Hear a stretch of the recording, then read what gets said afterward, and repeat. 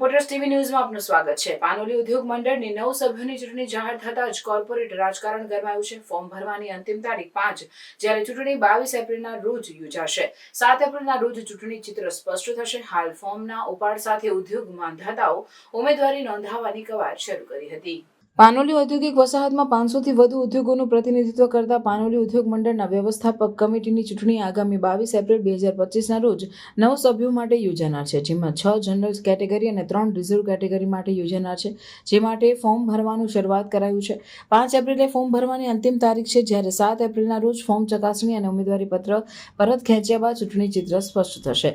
છેલ્લા 20 વર્ષ ઉપરાંતથી પાનોલી ઉદ્યોગ મંડળમાં ચૂંટણી બિનહરીફ રહી છે, અને ત્યારે ચાલુ વર્ષે પણ ચૂંટણીમાં બિનહરીફ સભ્યો ચૂંટાઈ આવશે કે પછી સામે પક્ષે કોઈ પેનલ ઊભી થશે કે કેમ તે ચર્ચાનો વિષય બન્યો છે।